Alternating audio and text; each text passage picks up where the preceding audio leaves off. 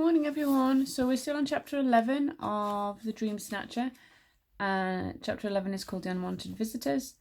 So Moll has just escaped from Raven and there she's in the river, and her and Griff have realised that they are heading towards probably a waterfall. Excuse me. So I'll begin at the last sentence. The roar began, rumbling and fierce. Moll turned against the current, clutching at rocks and weeds, grappling for overhanging branches. But the river beat on, dragging her and Griff towards the waterfall. Moll closed her eyes. She felt her belly shoot up as they tumbled off the edge. Then they plummeted down, down, down, plunging into the foamy churn. Blood roared in Moll's ears as the fall sucked them deeper and deeper into its seething sway. Then they burst up into the misty spray while the torrent crashed down behind them. Kicking hard against the current, they swam towards the riverbank. They hauled themselves up, coughing and spluttering, and then flopped down into the reeds. The river rolled on beside them, smudging the silence of the forest. "Oh, thank you, Griff," panted Moll. Griff stood up and shook the water from his fur. "I would have been mushed if you hadn't turned up." Moll wrung her headdress. Griff's ears twitched and Moll fell silent. Hooves thundering through the trees towards them. A bead of sweat trickled down Moll's forehead, and Griff's fur tightened in panic. But neither Gobbler nor Alfie burst out of the trees. Moll's mouth dropped open. It was Siddy, and he was charging towards them on Jinx. Moll rushed forward. "Sid, how did you find us?" Siddy slowed Jinx, then slipped from her back. "When I saw you'd gone, I tracked Griff," he said simply. "Pa's been teaching me animal prints, and I've been getting good. I followed him to the river. Skull's gang were trying to drag me across it," Moll muttered. "Did you see them back by the boundary?" Siddy shook his head. Gobbler's head wound. The cobs, crazed with fear. "They'll have gone back to the deep wood then." Moll said. "They won't be back tonight." Moll and Siddy sat on the banks of the river while Griff tucked himself beneath the overhang where he could rest, hidden by the reeds and ferns. "The banks by the boundary were scuffed by cob hooves," Siddy said, "so I knew there'd be a struggle. I figured you must have swum downstream only." He pointed to the waterfall. "You didn't go over that, did you?" Moll nodded. "Didn't plan to, though." Siddy flattened his flat cap. "Well, it's a good job one of us had been planning." He opened his fist and grinned, because there, lying in the palm of his hands, were 3 small fragments of animal bone, the surfaces covered with tiny black markings, like the pictures of an ancient code. Moll's eyes widened. "My pa's bone reading, but how?" She stammered. "You were at the feast." Siddy shook his head. "I saw Griff touch you when I was standing by the fire. He's wild, Moll, but somehow he trusts you, and when I saw him actually nuzzling against you, I figured there were things to be done more important than drinking wood sorrel fizz." He paused. "It all happened pretty fast, actually. Cinderella Bull was reading Moll's fortune, so I crept into the wagon.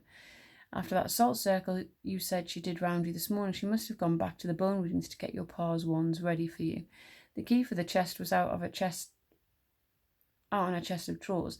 Siddy blushed. "Didn't see it at first, though, so I might have turned the whole wagon upside down. But that's not the point. We can answer for that another time. I found a rusty tin inside the chest which said ferry on it, and even I could work out that bit out." He tipped the bones into Moll's hands. Moll grinned. "Well done, Sid." The grooves had been carved by a knife, then filled with charcoal, and there were dashes, circles with lines through, triangles upside down or drawn on top of squares, and wispy markings like the veins of leaves. Moll held one fragment of bone up. The symbol on it looked like an eye resting on top of a 3-pronged stick. "I'll just pause you for a minute." She traced the bone script with her finger, then her heart sank. "I should have listened more when Cinderella Bull taught us the alphabet. We're too busy burping it through while gargling river water. I can't read this." "Of course you can't," Siddy said. "It's Oracle bone script. I overheard Cinderella Bull talking about it to Hard Times Bob at the feast. You have to practice it for years to learn that stuff."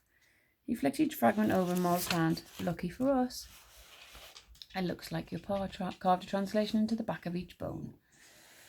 Moll gasped. The words were faded and cracked, but they were there, 3 of them, as if her pa had carved them just for her. "Dew Hill Maiden." Siddy plucked at the reeds. "I mean, your pa could have translated the bone reading into something a bit easier." But still, Moll's shoulders hunched up. "Dew Hill Maiden. The stories Hard Times Bob tells us around the campfire, about the maiden who lives out on the heath beyond the deep wood. He says she munches the bones of children who wander her way, then boils their eyeballs for breakfast." Moll's eyes widened. "Do Do you think the bone reading's talking about her? They were just stories, Moll, you know how much hard time Bob likes a gory fireside tale. But Moll noticed Siddy's body stiffen. She chewed her bottom lip. Or were his stories a warning because there really is a dangerous maiden out there? She paused, but why would the bone send her straight into danger? Hard Times Bob always talks about a maiden on the heath. Siddy said, and our bone reading talks about one on a hill. Might not be the same thing at all. Moll's eyes lit up. There are hills on the farm up where the cows graze. Maybe the maiden's a milkmaid from the dairy up there, and she knows where the amulets are.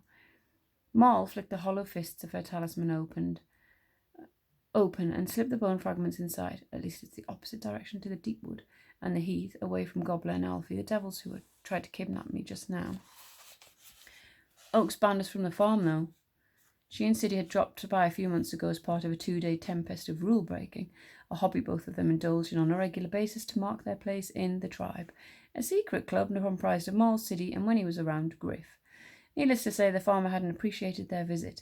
It wasn't their fault he had interpreted their sun dance as a bewitching curse on the cow's milk. The farm folk could still be so jittery, which is why we can't go back to the camp tonight. Moll replied, We'll go straight to the farm from here. The darkness seemed to grow around them, and Moll shifted among the reeds. At dawn, though, when there's more light. Oak and Mushy will realise we're gone soon. You could have died back there under the waterfall. Shouldn't we at least go back to camp and tell them about Gobbler and Alfie? Moll looked over at the river. I don't want to see Oak and Mushy, not yet. And Siddy knew that no amount of talking sense would change Moll's mind. They've talked and talked about the bone reading until their eyelids were heavy with sleep. And the last thing Moll remembered before drifting off was Sid's round face sleeping in front of hers. Not long afterwards, the nightmare came for Moll, stealing into her dreams, grappling for her mind. She felt herself falling under its power, sensed the desire to get up and follow Skull's drumbeats into the deep wood. But then, from somewhere deeper inside her, came the memory of the bone murmur and her pa's clue. Hope stirred within her, and the dream snatch faded into the swishing of the river and an owl hooting in the distance. Soon she opened her eyes to the night. Moll's belly tightened. Staring back at her was a face, but it didn't belong to Siddy. That's the end of that chapter. I will see you tomorrow.